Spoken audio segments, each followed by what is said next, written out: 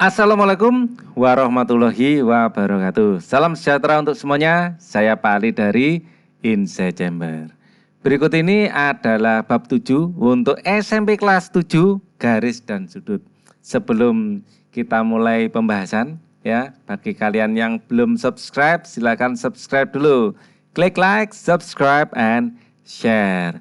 Ini saya ambil dari Matematika BSE ya.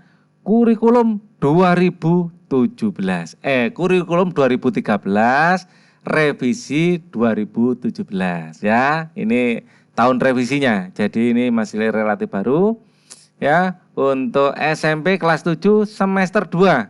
Oke. Kita langsung menuju ke halaman 110. Ini adalah babnya. Nah, ini 110 itu halaman versi PDF-nya ya. Bab 7 ya, materinya adalah garis dan sudut. Oke. Di sini apa ini? Meja biliar ya atau bola sodok.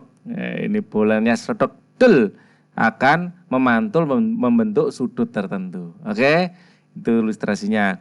Gambar di atas mendeskripsikan permainan biliar. Ya, coba gunakan busur derajat untuk mengetahui sudut A, B, C, dan D. Rasanya kalian sudah diajarkan kan di SD dulu bagaimana cara menggunakan busur. Jadi tidak kita bahas lagi. Pada gambar sangat jelas ketika bola putih disodok mengarah pada bantal meja.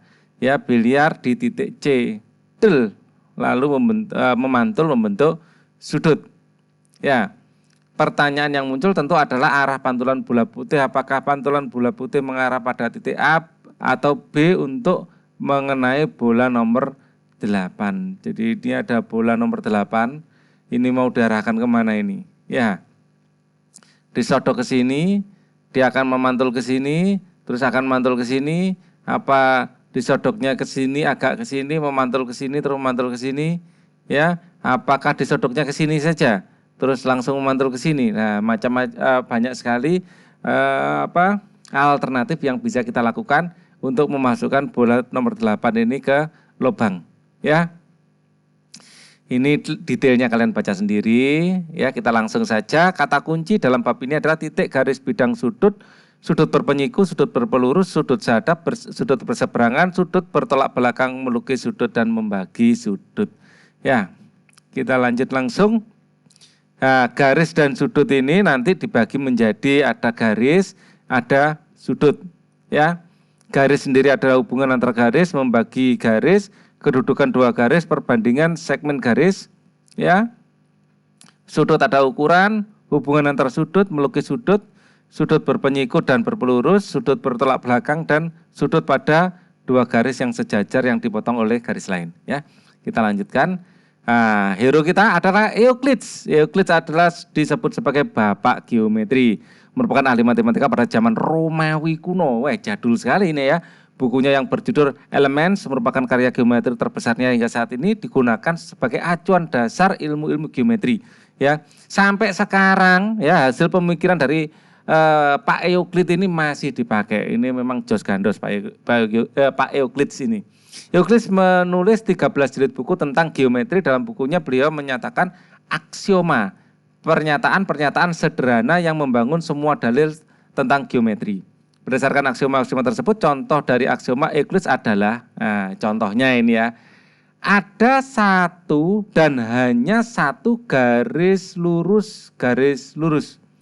Hanya ada satu dan hanya satu garis lurus di mana garis tersebut melewati dua titik. Jadi dengan kata lain, dari dua titik hanya bisa dibuat satu garis, ya.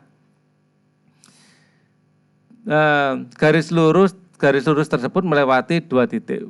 Buku-buku karangannya menjadi hasil karya yang sangat penting dan menjadi acuan dalam pembelajaran ilmu geometri. Bagi Euclides, matematika itu penting sebagai bahan studi dan bukan sekedar alat untuk mencari nafkah. Ketika beliau memberi kuliah geometri pada raja, Baginda bertanya, tak adakah cara yang lebih mudah bagi saya untuk mengerti dalam mempelajari geometri? Euclides menjawab, bagi raja tidak ada jalan yang mudah untuk mengerti geometri. Setiap orang harus berpikir ke depan tentang dirinya apabila ia sedang belajar. Beberapa hikmah yang mungkin bisa kita petik adalah kita harus mampu berbagi ilmu ya. Euclid juga nggak pelit ilmu, dia membagi bahkan bikin buku kita ya, agar kita itu bermanfaat untuk orang lain ya. Kita ini manusia yang lemah tapi berakal. Jika tidak menggunakan akal pikiran kita semaksimal mungkin maka tidak ada bedanya dengan hewan. Oke, lanjutnya baca sendiri. Kita harus punya tekad semangat yang tinggi untuk mewujudkan cita-cita masa depan agar menjadi generasi yang cerdas dan tangguh. Lanjut langsung pada materi garis dan sudut. Nah, ini adalah contoh-contoh dari garis ya. Di sini ada apa? Orang menyalakan lampu senter pada temannya. Terus ini ada garis-garis pada kota harta karun. Nah, ini adalah garis pada sebuah jembatan, itu bentuk garis lurus juga ya. Nah, ini adalah seseorang yang sedang menggunakan alat yang berupa busur ya ini ya untuk melihat mungkin sudut elevasi atau ya, dan seperti itulah intinya orang ini sedang menggunakan peralatan matematika untuk praktek sehari-hari. Di sini ada rel kereta api ya. Kedua rel kereta api ini sejajar, tidak akan pernah ketemu. Wah, kalau ketemu bisa kecelakaan ya. Oke. Mari kita fokus pada gambar 71A, perhatikan cahaya yang memancar garis lurus, garis kuning ya. Ini adalah cahaya memancar garis lurus. Oke ya. Jembatan berperan sebagai pengumpul darah dipisahkan oleh sungai sisi kiri, sungai A dan titik B merepresentasikan sisi kanan sungai. Ini intinya garis lurus juga lah, kalian baca sendiri detailnya ya. Kita langsung pada hubungan antar garis. Ya biar gak terlalu panjang. Hubungan antara titik, garis dan bidang.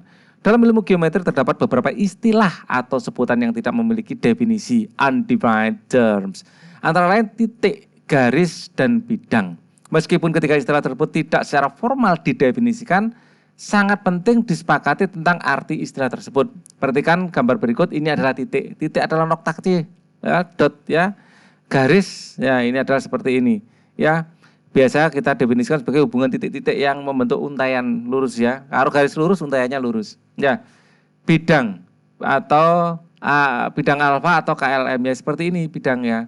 Apabila ada 3 titik yang satu bidang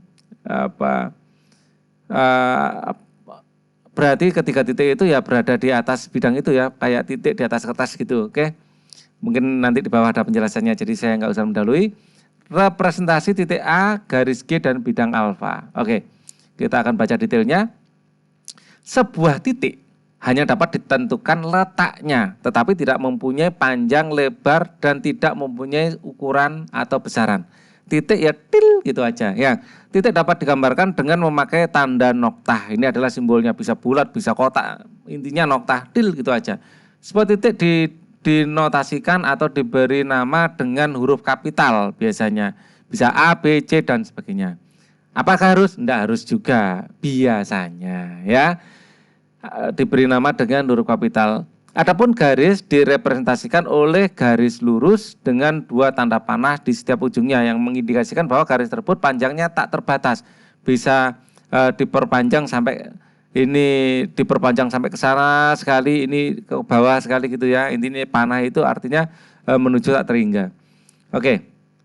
Sebuah garis hanya dapat dinotasikan dengan huruf kecil, misalnya K kecil, L kecil, M kecil dan sebagainya. Biasanya seperti itu ya, kalau titik adalah huruf besar, kalau garis biasanya huruf kecil. Oke. Bidang datar merupakan suatu daerah yang panjang dan lebarnya tak terbatas. Ya, pada gambar 7A bidang alfa memiliki luas tak terbatas, luas sekali. Ya, ini adalah sebagian dari bidang datar itu ya, yang bisa kita gambar pada buku. Kita lanjutkan, salah satu diantaranya adalah konsep letak suatu titik pada suatu garis pada suatu bidang atau pada suatu bidang. Ini kita akan baca hubungan antara titik dan garis. Hubungan antara titik dan garis dapat terjadi dalam 2 kondisi. Pertama, titik terletak pada garis. Ya, terletak pada garis. Dan yang kedua, titik terletak di luar garis. Jadi ada 2 hubungan ini. Titik tersebut terletak pada garis apabila titik tersebut ada pada garis atau titik tersebut menjadi bagian dari garis. Ya, gambar 7.3 ini adalah menyebutkan pada titik terletak pada garis. Titik A terletak pada garis L.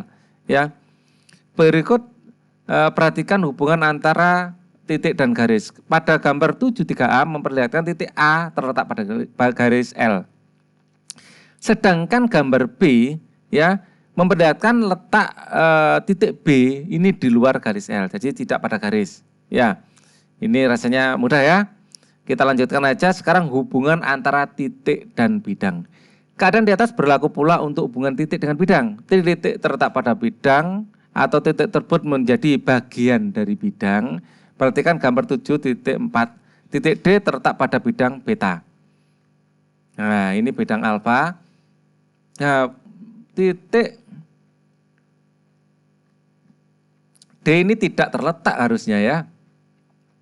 Titik terletak pada bidang atau titik menjadi bagian bidang. Perhatikan 7.3, titik DO tidak ya. Titik D tidak terletak pada bidang beta ya, tidak terletak pada bidang. Mungkin mengambang di atasnya atau ada di bawahnya, kita nggak tahu ya. Kalau ini C ini titik terletak pada bidang. Ya, hubungan antara garis dan bidang sekarang. Hubungan antara garis dan bidang dapat diklasifikasikan menjadi 3, yaitu garis terletak pada bidang, garis tidak terletak pada bidang, dan garis tersebut menembus bidang. Ya, ini adalah contoh garis yang terletak pada bidang.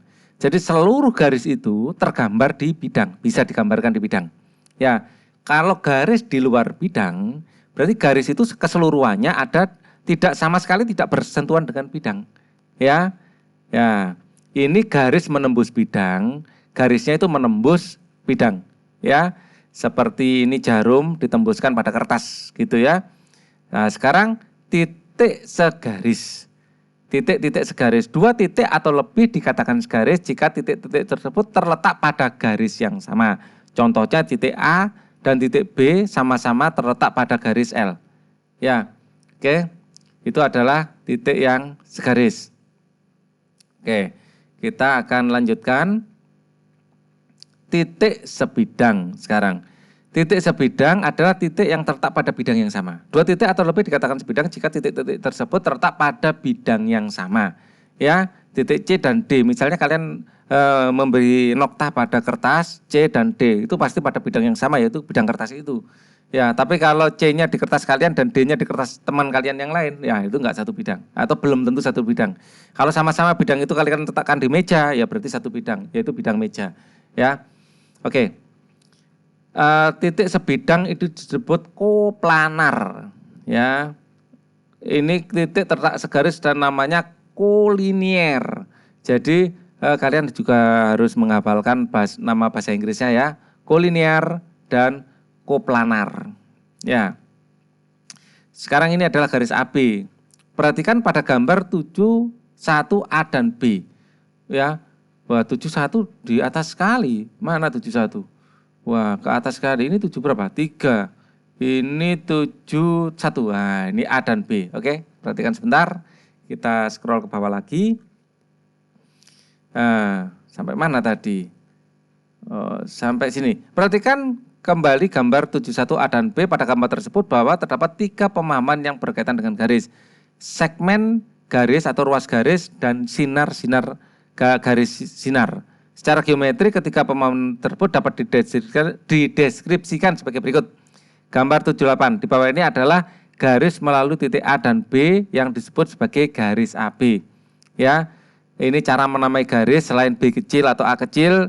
Biasanya kalau melalui 2 titik, ya, misalnya titik itu adalah A dan B, disebut garis AB. Ini ada panahnya di atas, ada garis yang ada panahnya, ya, panahnya bolak-balik, balik bolak, ya. Tanda panah pada kedua ujung AB artinya dapat diperpanjang sampai tidak terbatas. Ya, gambar 79, gambar di bawah ini adalah ruas garis segmen AB yang disimbolkan AB. Ya, dengan AB merupakan titik ujung ruas garis AB, merupakan bagian dari A dan B. Ini merupakan titik ujung AB. Jadi hanya antara A dan B. Jadi di sininya topinya ini tidak ada panahnya. Kalau ini simbol ini topinya ada panahnya, artinya garisnya tidak terbatas. Ya, di bawah ini tanda panah artinya dapat diperpanjang. Ya, gambar 79, gambar di bawah ini adalah ruas garis atau segmen garis. Yang di atas tadi apa namanya? 2 titik di bawah ini ada garis yang melalui bidang AB disebut garis AB. Ya, kalau garis AB ya dinotisikan dengan A, B ada topinya yang ada panahnya, ini namanya garis AB. Ya, kalau hanya satu segmen aja namanya ruas garis atau segmen garis.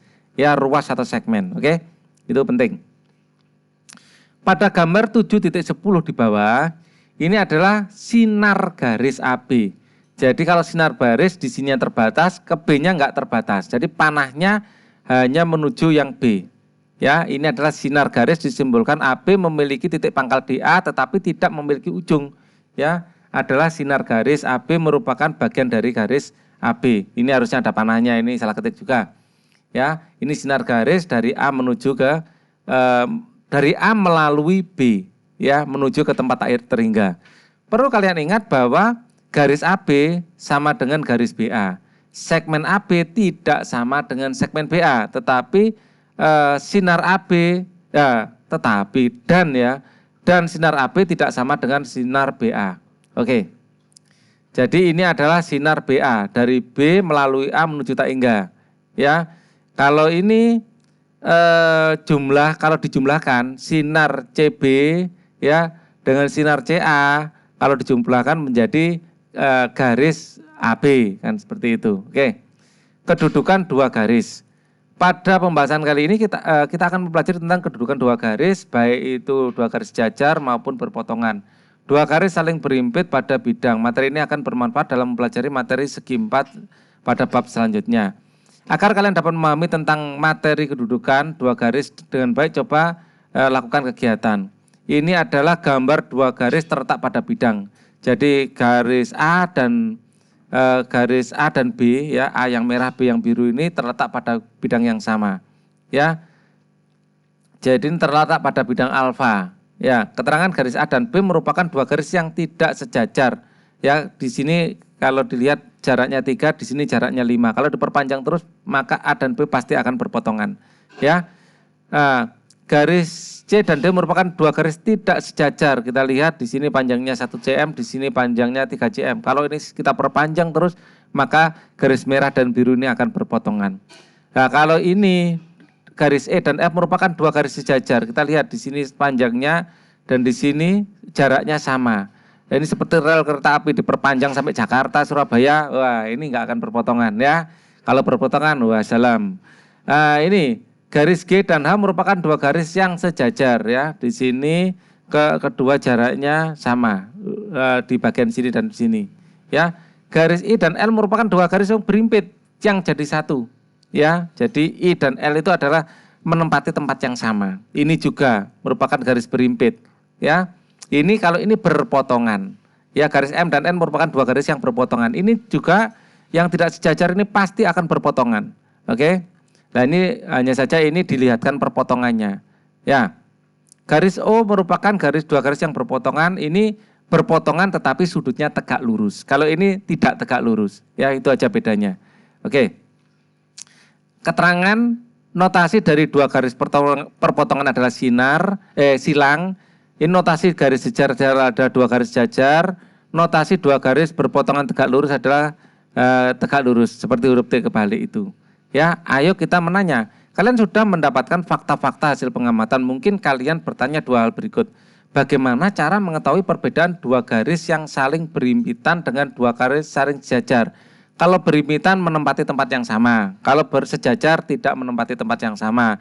Contohnya sejajar ini adalah rel kereta api. Contohnya berimpitan itu mungkin bisa kita gambarkan apa ya, kayak kabel gitu ya, antara isinya dengan kulitnya itu berimpitan dalam satu kabel yang sama ya. Oke. Beberapa banyak garis sejajar berpotongan yang seharusnya ditemukan. Berapa banyak garis sejajar? Seberapa banyak garis sejajar bisa banyak sekali ya. Dan perpotongan yang seharusnya ditemukan. Kalau perpotongan hanya berpotongan di satu titik. Ya, perpotongannya satu titik antara dua garis, tapi kalau garisnya tidak terbatas. Sekarang coba kalian buat pertanyaan yang serupa menggunakan kata kedudukan, garis, dan seterusnya ini ke guru kalian di sekolah. Oke. Ini adalah contoh. Pada gambar 7.13 menunjukkan contoh pukul jam 12.00.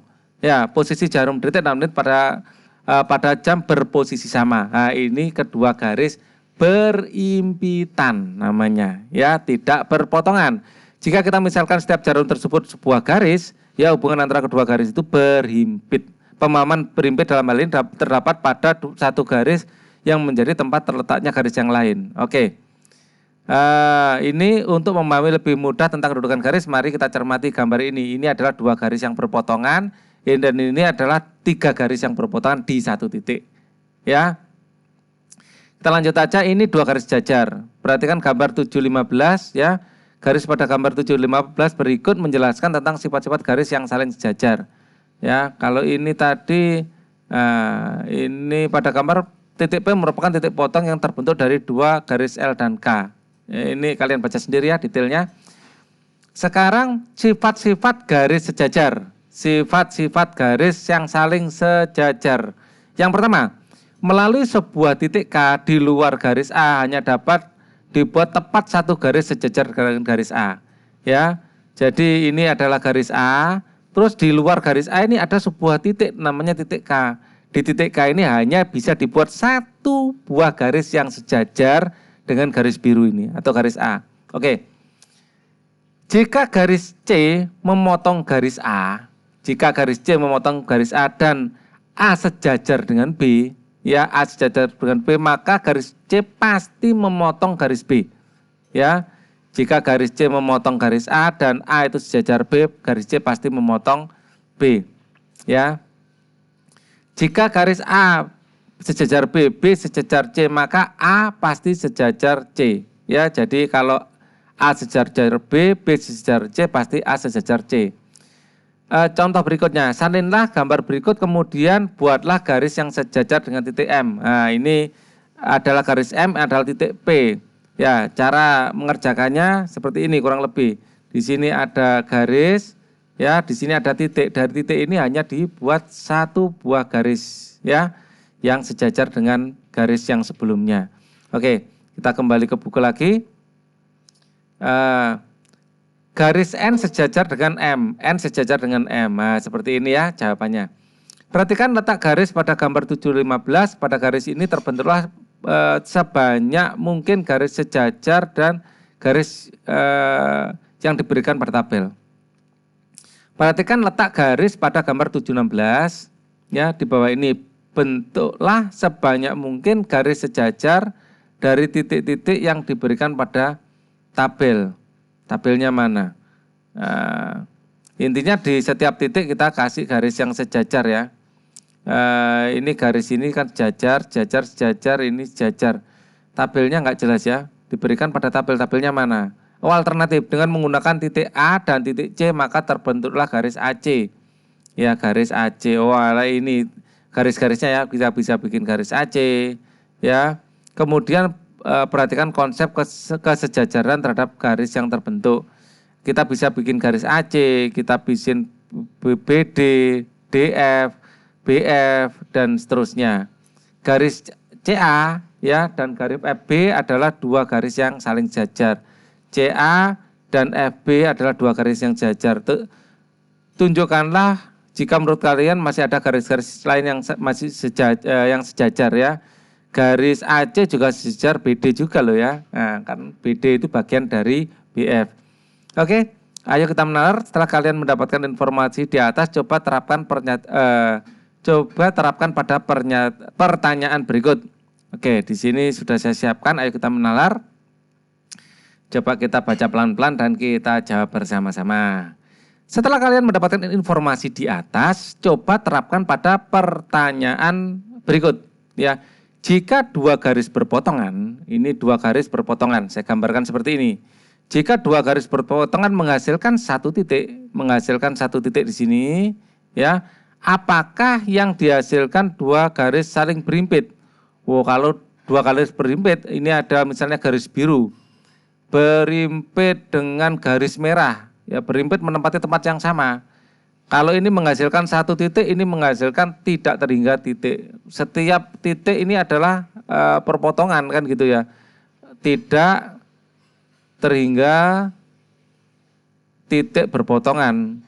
Berpotongan. Ya, jika yang dihasilkan adalah titik, berapa titik yang dihasilkan tidak terhingga. Ya, sekarang nomor 2. Menurut kalian, apakah sebuah garis merupakan hasil dari suatu perpotongan? Menurut kalian, apakah sebuah garis merupakan hasil dari satu perpotongan? Hasil perpotongan apakah itu? Coba jelaskan. Garis itu perpotongan dari bidang. Misalnya saya punya kubus seperti ini. Ya, kubus seperti ini. Nah, di sini ada kubus. Nah, kita mempunyai bidang alas. Ya, bidang alas. Terus kita juga punya bidang tembok kanan. Bidang tembok kanan. Tembok kanan dengan alas ini akan berpotongan di bawah. Membentuk sebuah garis. Ya, ini adalah garis. Jadi pada intinya garis adalah perpotongan dari dua bidang. Ya, coba jelaskan ini, penjelasannya pakai gambar tadi, kalian bikin kalimatnya sendiri ya. Jika dua garis berpotongan, ini garis, ini ada garis lain berpotongan. Jika dua garis berpotongan menghasilkan maksimal satu titik potong, ya, memang maksimal satu titik potong. Dua garis berpotongan tidak bisa membuat lebih dari satu kalau garisnya lurus. Kalau garisnya belok-belok sih lain lagi ceritanya ya, bisa banyak sekali titik perpotongan, tapi kita sedang tidak membicarakan garis belok-belok, tetapi garis lurus. Ya, jika dua garis berpotongan menghasilkan maksimal satu titik potong, maka berapa titik potong maksimal yang dihasilkan oleh 5 garis yang saling berpotongan? Garisnya 5, misalnya garis ini berpotongan dengan garis ini, berpotongan dengan garis ini, berpotongan dengan garis ini, berpotongan dengan garis ini, ya. Maksimal kita bisa, ini pun masih berpotongan lagi di sini, ya, di sini, ini pun masih berpotongan lagi di sini, ya, berpotongan lagi di sini, ya, ini masih berpotongan lagi di sini, ya, dan ini masih berpotongan lagi di suatu titik di sini misalnya, ya, jadi ini masih berpotongan lagi, wah membentuk bintang ya, keren. Jadi kita hitung titik potongnya maksimum berapa? Kayak merah. 1, 2, 3, 4, 5, 6, 7, 8, 9, 10. Jadi ada 10 titik potong. Ini agak melengkung ya. Ya, seharusnya sih lurus, tapi kalau benar-benar diluruskan terlalu jauh ke sini nanti ya. Jadi itu biarkan agak melengkung sedikit, tapi kalau kalian bikin lagi di kertas kalian usahakan lurus ya, membentuk sebuah bintang. Ya, maka berapa titik maksimal adalah 10 titik ya, 10 titik yang dihasilkan oleh 5 garis yang saling berpotongan. Jelaskan bentuk bintang seperti itu. Oke. Kemudian bagaimana keberadaan titik dengan garis, titik dengan bidang dan titik garis dengan bidang? Jelaskan. Bagaimana keberadaan titik dengan garis? Titik dengan garis hanya ada 2 macam, titik di dalam garis dan titik di luar garis. Titik dengan bidang ya ada 2 macam juga. Ya, misalnya saya bikin bidangnya biru seperti ini. Ini bidangnya biru. Ya, ini bidang biru seperti ini. Ya, titik bidangnya kok jelek sekali ya bentuknya. Nah, saya perbaiki biar kelihatan. Nah, ini adalah bidang biru. Nah, di dalam bidang biru ini ada sebuah titik. Titik ini bisa terletak pada bidang, yaitu titik merah, atau terletak di luar bidang. Titik hijau bisa di sini, atau bisa di sini di luar bidang. Dan garis dengan bidang. Garis bisa terletak pada bidang, garis bisa di luar bidang, dan yang terakhir garis juga bisa menembus bidang. Ya, ini tembusannya ke sini. Oke. Sebuah garis dan bidang terletak pada sebuah garis dan bidang tidak terletak pada bidang yang sama dan tidak berpotongan. Maka irisan keduanya menghasilkan sebuah garis dan bidang tidak terletak pada bidang sama. Ini misalnya saya bikin sebuah kubus. Ya, kubus saya namai A B C D E F G H. A B C D E F G H. Nah, sekarang apa kondisi yang kita miliki? Sebuah garis dan bidang tidak terletak pada bidang yang sama dan tidak berpotongan, maka irisan keduanya menghasilkan himpunan kosong. Ya, ini adalah garis ya di bidang yang atas yang dan bidang yang bawah ini. Ya, irisannya mana? Tidak ada, himpunan kosong. Ya, dia tidak pernah menyentuh. Dua bidang ini pasti sejajar karena nggak pernah berpotongan. Ya, kita lanjutkan nomor 3. Terdapat dua bidang saling berpotongan dan tidak berhimpitan. Ya, maka potongannya berbentuk adalah garis. Contohnya tadi ya, di atas ini sudah saya berikan bidang merah sebagai alas dan bidang biru sebagai tembok. Ini kalau berpotongan akan membentuk garis ungu ini. Kita lanjutkan. Sekarang nomor 4. Perhatikan gambar berikut. Diketahui gambar A adalah garis AB. Ya, gambar A adalah garis AB dan diketahui gambar A adalah garis AB. Ya, ini harus ada topinya, ada panahnya. Ya, jelaskan apakah titik C terletak pada garis AB. Ya, karena titik C jelas secara visual di gambar terletak. Ya, jadi ya, ini jawabannya. Kemudian yang B, diketahui gambar B adalah segmen garis PQ. Ya, jadi di sini nggak ada panahnya, segmen garis PQ. Jelaskan apakah titik R terletak pada segmen garis PQ. Tidak, ya, karena ini di luarnya. Ya, jelaskan juga ini jawabannya tidak ya, tidak. Jelaskan juga apakah titik S terletak pada segmen PQ. Ya, ya, iya. Secara visual karena ada dalam garis PQ. Kita lanjutkan. Diketahui gambar C adalah sinar garis KL. Gambar C adalah sinar garis KL dari K melalui L menuju tak terhingga. Ya, biasa kita simbolkan seperti ini. Jelaskan apakah titik M dan P terletak pada sinar KL. M dan P. Ya, M dan P. M tidak. Ya, ini tidak. P iya, karena sinar ini akan bisa dilanjutkan sampai tak terhingga. Ya, jadi melalui P juga. Ya, kalau M tidak karena berhenti sampai di sini. Ya, M tidak, P iya. Ya, jawabannya itu sampai mana tadi? Jelaskan apakah titik N dan O terletak pada sinar KL. N dan O jelas, iya. Ya. Nomor 5 sekarang. Bagaimana menurut pendapat kalian? Apakah boleh kita mengatakan garis adalah kumpulan titik-titik? Boleh. Ya, jadi titik-titik berkumpul menjadi satu yang sangat dekat terbentuklah sebuah garis. Oke. Bidang adalah kumpulan titik-titik, boleh juga loh. Bidang ini titik-titik yang berjajar. Kan bidang terdiri dari garis-garis juga. Titik-titiknya banyak bentuk bidang. Oke. Bidang adalah kumpulan garis-garis, boleh. Garis-garis yang sejajar membentuk sebuah bidang. Ya, oke. Ruang adalah kumpulan dari garis-garis. Ruang adalah kumpulan dari garis, boleh juga. Ya, seperti sedotan itu, ya itu dibentuk seperti bangun kubus juga bisa. Itu kan bangun ruang, ya.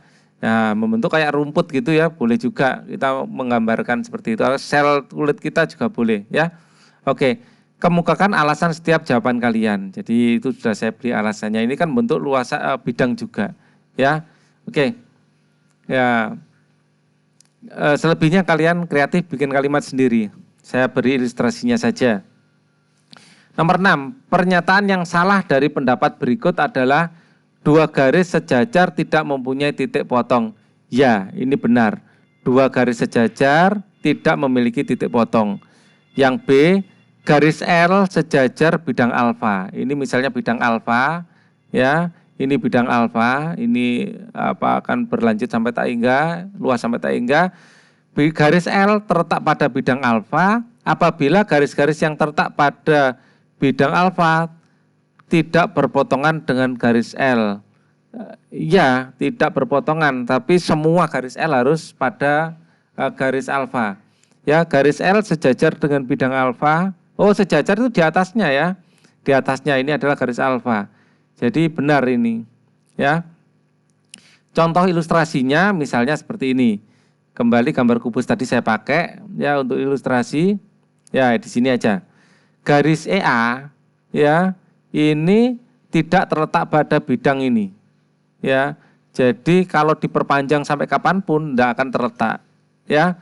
Jadi tidak akan pernah berpotongan pada bidang DC, GA, G apa ini? A, E, F, G, H, DC, G, H. Tidak akan. Kita kembali ke bawah lagi. Garis L tegak lurus bidang alfa apabila garis L tegak lurus garis-garis yang terletak pada bidang alfa. Ya, jadi bidang alfa ini memiliki garis-garis. Ya, nah, kemudian ada garis lain yang tegak lurus bidang. Maka garis-garis itu bisa tegak lurus pada garis ini. Saya gambar hijau. Ya, garis ini tegak lurus. Ya, tegak lurus. Ya, oke. Garis L garis R tegak lurus bidang alfa apabila garis L tegak lurus dengan garis-garis yang terletak pada bidang alfa. Jadi ilustrasi lain boleh seperti ini. Misalnya ini bidang alfa seperti ini. Ya, ada sebuah garis merah yang tegak lurus. Ya, merah tegak lurus. Ya, menembus. Jadi garis manapun kita tarik ya melalui garis ini titik tembus ini akan tegak lurus. Ini tegak lurus. Misal kita nariknya gini. Ya ini garisnya ya tegak lurus juga. Garis mana aja yang kita tarik melalui titik tembusnya ini akan tegak lurus garis merah. Oke, sekarang nomor 7. Perhatikan gambar berikut. Banyak ruas garis berbeda dari gambar di atas adalah kalau yang ditanya adalah ruas garisnya. Banyak ruas garis yang berbeda. Bisa ruas AB.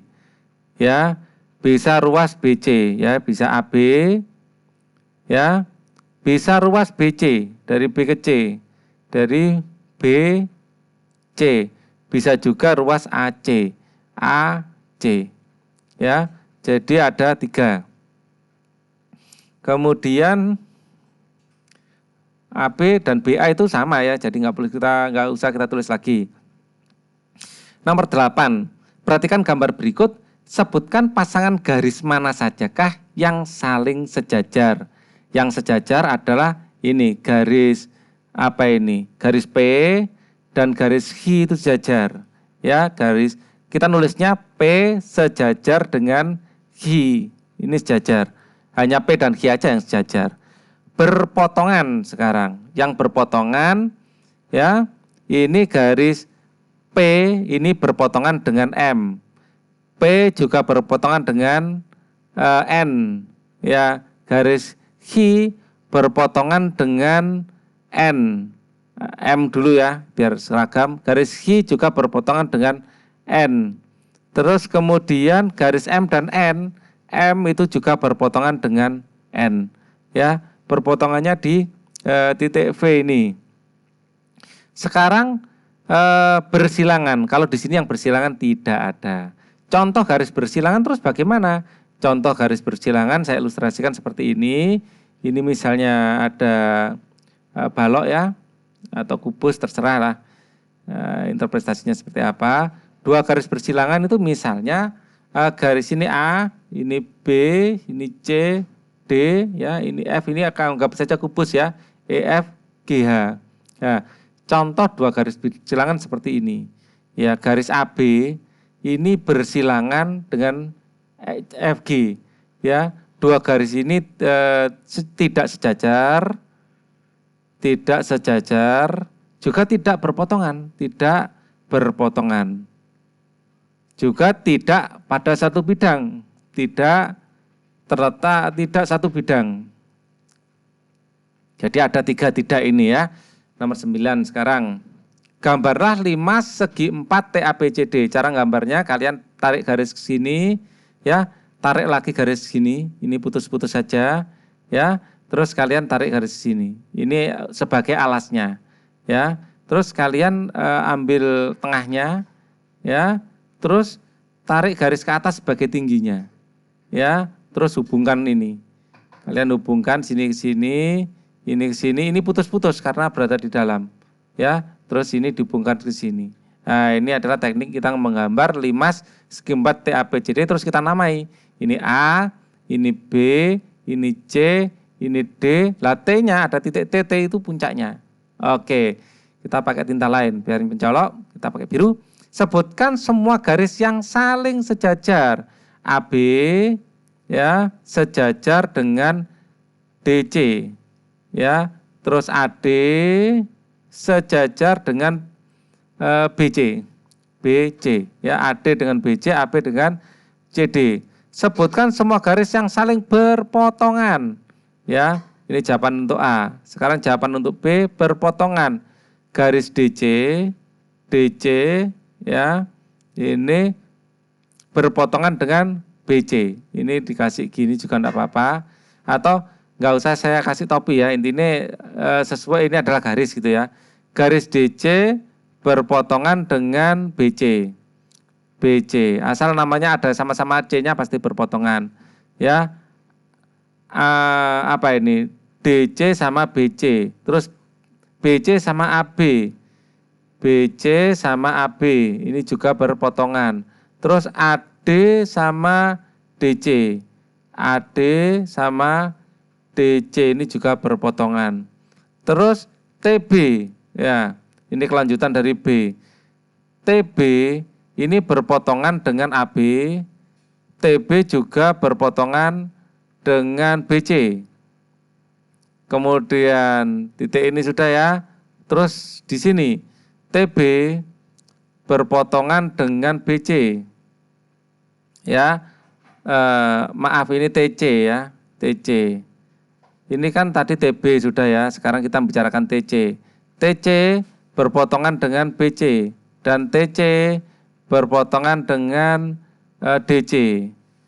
Kemudian TD sekarang. TD berpotongan dengan DC.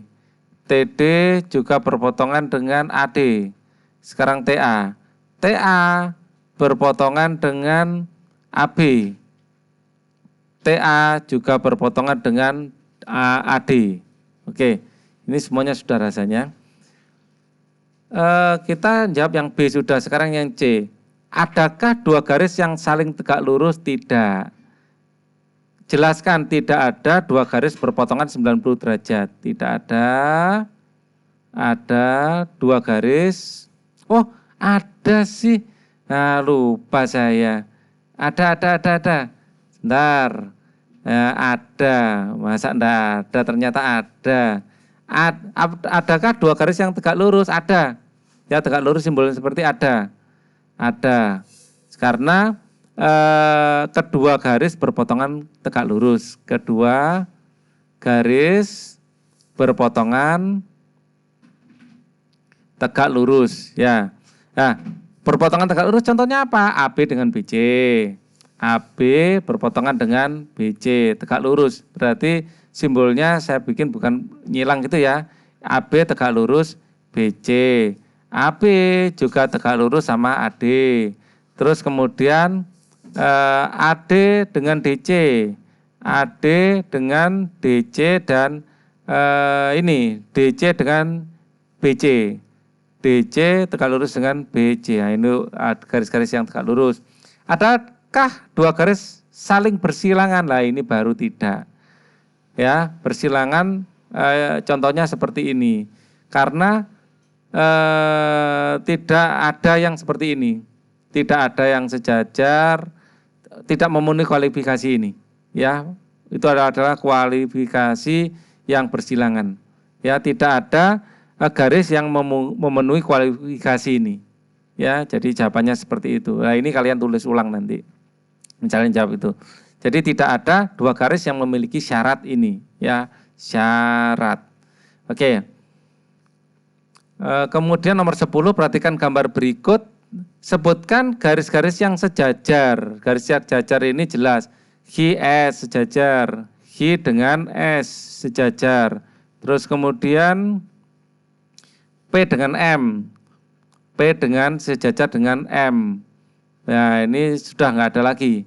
Ya, sebutkan dua garis yang berpotongan. Kalau nggak sejajar pasti berpotongan. Ini kalau diperpanjang garis H dan P ini pasti berpotongan ya. Contohnya ini saya perpanjang lah, akhirnya berpotongan kan.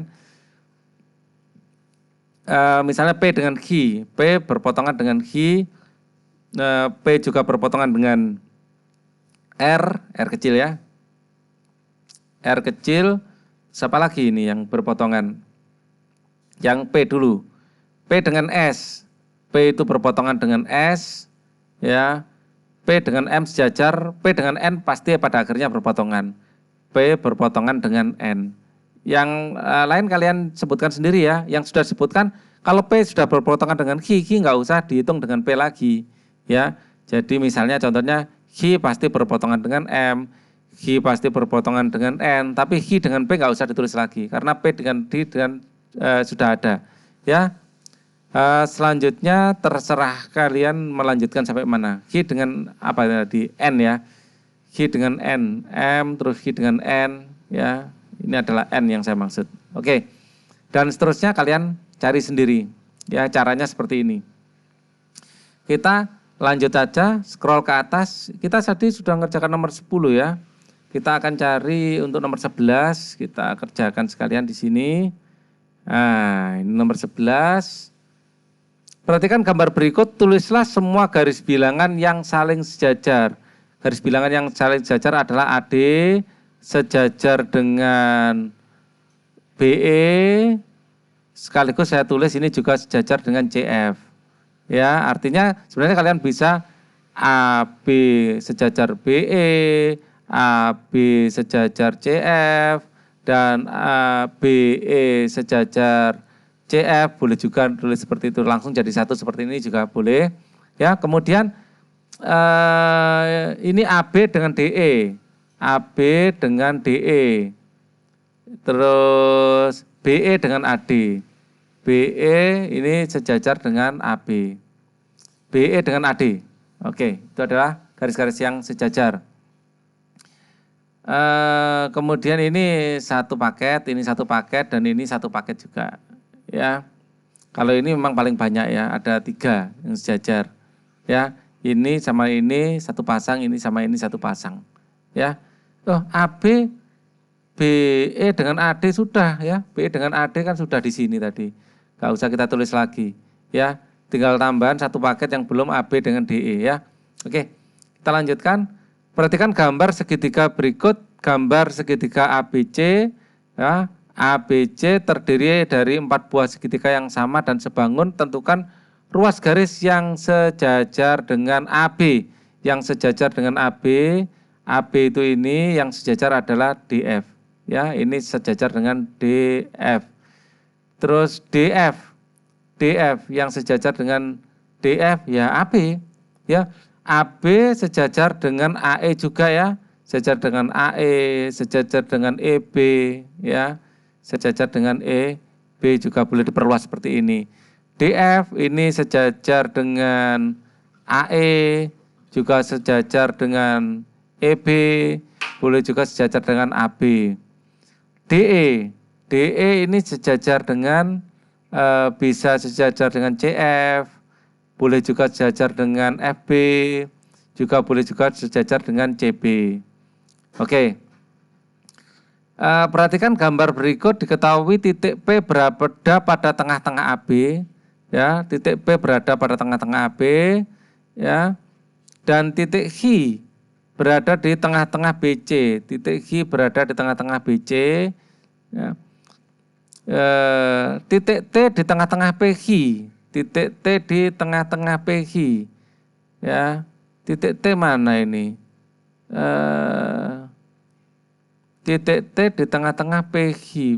Oh, ini jadi R, ini R yang dimaksud ya. Titik T ini di tengah-tengah PH. Ini salah ketik, seharusnya ini R ya. Ini R di tengah-tengah PH. Hubungan titik H ya dengan titik R, H dengan R. Hubungan titik H dengan titik R. Ya, titik H dengan titik R ini hubungannya apa? Ya. Hubungkan, bukan hubungan, hubungkan titik H dengan titik R. Jika HR diperpanjang, ya, maka apakah akan memotong perpanjangan? Jika HR diperpanjang, apakah HR ini memotong perpanjangan FB? Jelaskan. Ya. Jelaskan, jawabannya iya. Ya. Jadi FB ini kalau kita perpanjang terus, ya, ini ke sini dan ini kita perpanjang terus, ya, akan memotong di sini. Ya. Nah, karena perpanjangan FB kalau diperpanjang terus ke bawah dengan HF diperpanjang terus ke bawah akan berpotongan di titik, misalnya ini titik X, ya, akan berpotongan di titik X. Nah, kenapa kok itu bisa terjadi? Ya, karena garis FB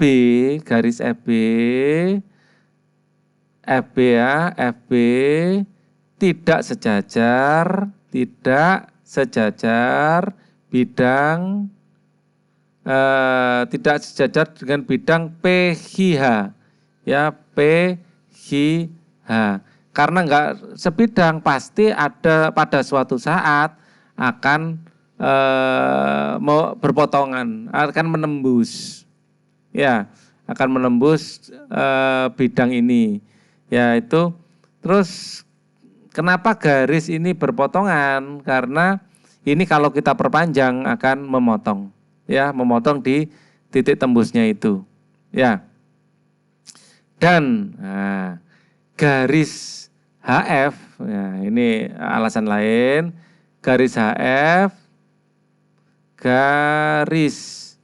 HF merupakan proyeksi garis FB terhadap bidang PHH. Oke, maaf tulisannya agak kacau ya. Ini memang terbatas mousepad-nya. Perhatikan gambar 5 segi 4 berikut. Nah, tentukanlah pasangan garis sejajar. Pasangan adalah AB sejajar dengan DC. Kemudian AD sejajar dengan CB.